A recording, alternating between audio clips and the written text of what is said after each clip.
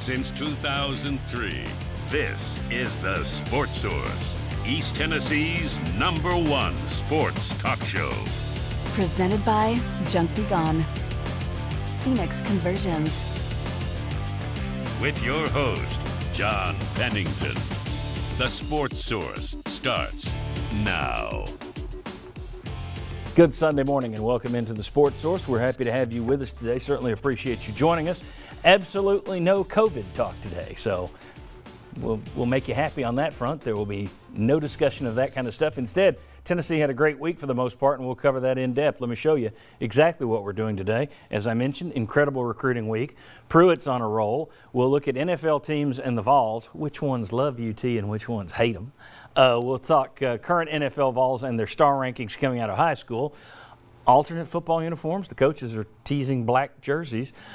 Basketball recruiting and Tennessee's most memorable offensive play in football history. We'll discuss all of that and more on today's Sports Source. Let's get into it. First segment of our program is brought to you by Phoenix Conversions, and they are open. You can check out their website, phoenixconversions.com. You can find them on Facebook as well. Truck and SUV conversions going back to 1987. They are the best in the business. If you need to get your fleet or your personal vehicle updated, Phoenix Conversions are the folks to turn to. All right, these are the folks I turn to when I want to talk sports. We have Mike Strange, longtime Hall of Fame sports writer here in the state of Tennessee, and David Ubbing from The Athletic down there, soon to be in the Hall of Fame at some point. All right, we'll start with a story that I think caught a lot of people off guard, certainly caught me off guard. On Friday, UT quarterback Brian Maurer posted on Instagram a long note. He said that he was doing it because it was Mental Health Month, and he revealed that on January 22nd of this year, he considered taking his own life. Maurer said that he has dealt with anxiety and depression since the 7th grade, listing some bad moments in family history that fueled that illness when it first started years ago.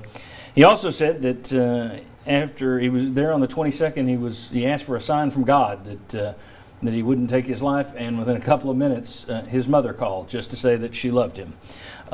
He said that he is now seeking treatment, that quarterbacks coach Chris Weinke has been a rock for him, and he encouraged others dealing with depression by saying, quote, "Please reach out to receive help. Mental health is a very serious matter, and there is hope for you. I, along with everyone around you, stand with you. You have the strength to deal with this. Please keep fighting. You got this." A remarkable action by a 19-year-old. And Mike, we have to get this out of the way. There are always people out there who think that depression is just down in the dumps. You got to pick yourself up, be cheery. Yeah.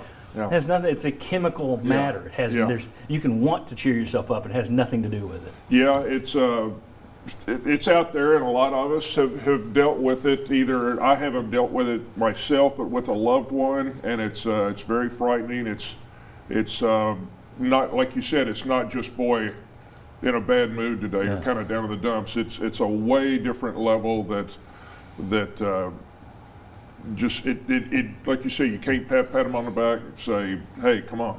Yeah, it's one of those, if anyone's ever just made a horrific mistake or had something terrible in their life, and you just feel like you find yourself on the couch with the covers up to here, and you just don't want to get out of bed, or you want to dig a hole in the yard and just crawl under.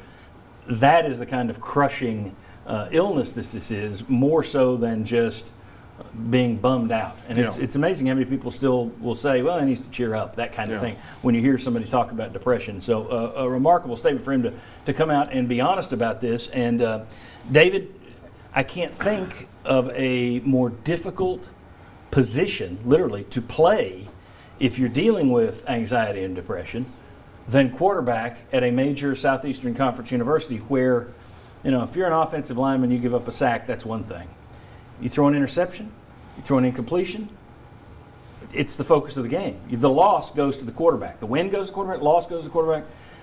I would think that would not be an easy position to deal with when you know that after every pick, fans are on Twitter, shows like this are talking about there's the interception. rough spot for Maurer to be in. Yeah, I mean, especially when you talk about dealing with anxiety and rehashing decisions and worrying about things in the future, and there's a lot to worry about. I think on the depression angle too, you know, there's that's something that takes away the joy, that the things that you love, you suddenly don't really care about. And I think, you know, you're right. It's big to be able to identify that, because that's the biggest thing. Is a lot of people feel this and they just have no idea what's going on, and really get into some dark places. And I think being able to identify it, get help, get some medication, and be able to improve that. I mean, that's really the first step. And I think, you know, him talking about it and him getting people thinking about it, especially in this state where a lot of people took notice, I think can really help a lot of people. Yeah, and he also said that he is returning to Tennessee to seek treatment and get involved in treatment, so that's a good thing, and certainly we wish the best for him. This is you know, I mentioned that he gave kudos to Chris Weinke, quarterback's coach, for being his rock. Difficult, you know, I'm not sure of what kind of training a high school coach would have, if any, but I'm not sure that a university takes their coaches aside and says, okay, here's how you deal with this. So I could be wrong on that, but my guess is for Jeremy Pruitt and Chris Weinke and the rest of those guys, that might have been new ground in some ways. I'm sure if you've got 100 kids a year, you've seen depression before, but to this level, that may have been a new thing. So that has to be tough on a coaching staff, and you have to give them credit for getting the young man through it and getting him to get treatment. Another thing I thought of is, you know, when you're on social media and thinking of, you know, writing something critical, or you're mad and angry at the way a play went or something at these young guys, it's just, you know, you never know what anybody else is going through. No, and I think that's true for us in the media as well. People always, I think a lot of folks want, they want their media to be fans, so they are invested. I don't. In my coverage, when I'm for my teams, I don't want fans, because fans who watch media, who watch teams and pull for teams, they're too mad after a loss and they're too giddy after a win. Fans tend to take losses personally, interceptions personally, and I think you lash out like that. We make no bones on this show about being critical of mistakes, but we don't take it to a personal level with some of the digs and this idiot should never play again, that kind of stuff that you do find with some media. So I think not only fans with social media, but I think it's also a reminder for us in the media that, look, if a guy throws a pick, you got to say it. If he keeps throwing picks, you got to say it. If this kid fumbles, you got to say it. But you do need to remember it's a human being on the other side of that's taking the heat for it. Mm-hmm. David, one thing that's also, don't know that they're connected in the least, but this is someone who dealt with a couple of concussions last year that we know about.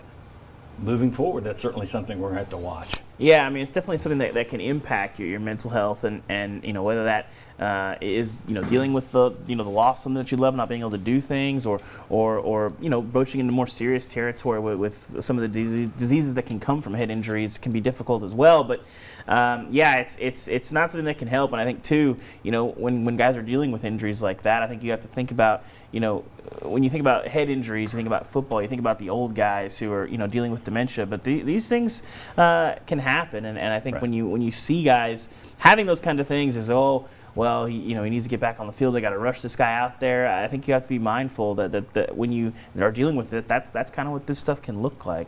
Well, and we were talking before, you know, most of us, everybody looks back at the old days and we haze it over with gold filter, and those were the good old days.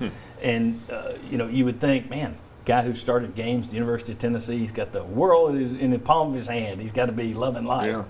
And you don't know. This isn't a solitary case. You go back a couple of years ago, Washington State had a quarterback that actually did commit suicide, and when they did studies afterwards, they found CTE in his brain, and the kid was in his early 20s. So no connection between A and B in terms of concussion with Maurer's situation, but it is something, no connection that we know of, but it is something to bear in mind moving forward if this is something he continues to deal with.